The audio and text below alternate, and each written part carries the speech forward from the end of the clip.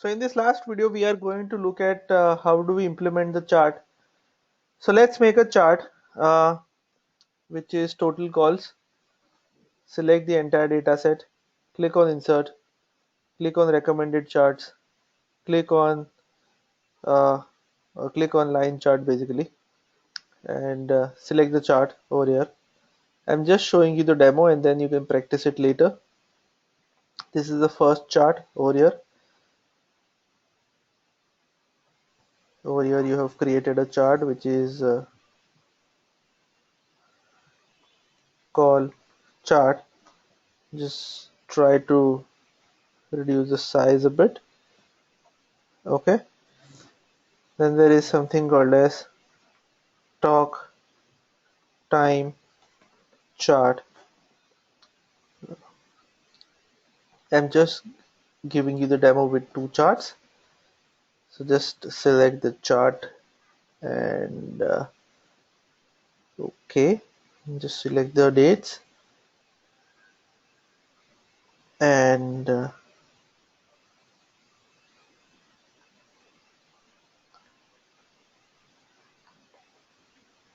select the data, click on insert, click on line chart and remove this chart title, take down the chart and paste it over here. Just reformat the size a bit. So this chart is for 1 2 3 4 5 6 7 8 9 10 11 rows. This should not be of similar 1 2 3 4 5 6 7 8 9 10 11. Just increase the size a bit. Okay, that's enough. Now in the back end, just select the data, just select the range and give this chart a name, chart1. Similarly over here, select the data, give chart a range called as chart2.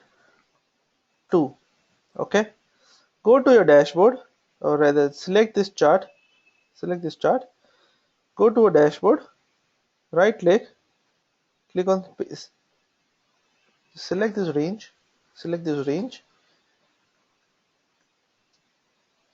and select this range, go to a dashboard, select anywhere, and it says linked picture, so you basically click on that. Now keep clicking on this, keep selected that, click on data, uh, click on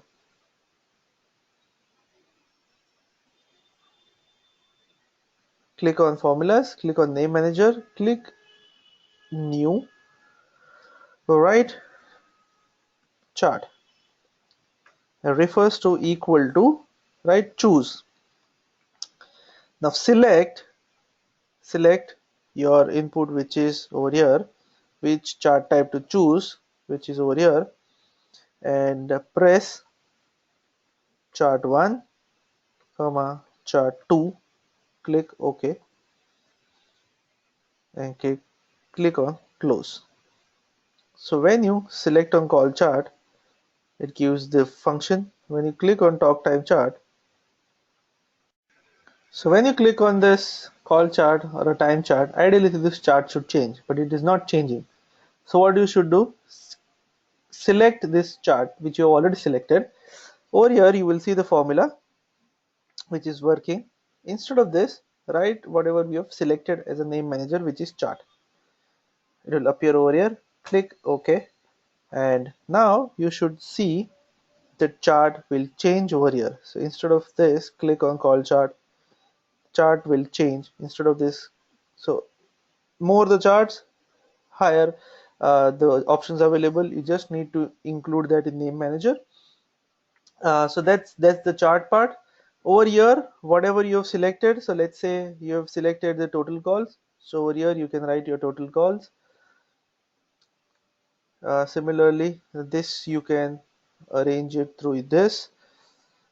You can give the reference of output 1 and reference of output 2 over here. The only difference over here is my spark line. So spark line, click on insert. There's something called as line chart. My data range would be this one, so I can create my spark line using this. Similarly for the accessories, equal to this option, which is summation of the total output. My spark line would be click on insert, click on line chart. The data range would be the output over here. On the similar way, we can have total talk, average call duration, resolution, satisfaction, and upsell, depending on what you are going to calculate.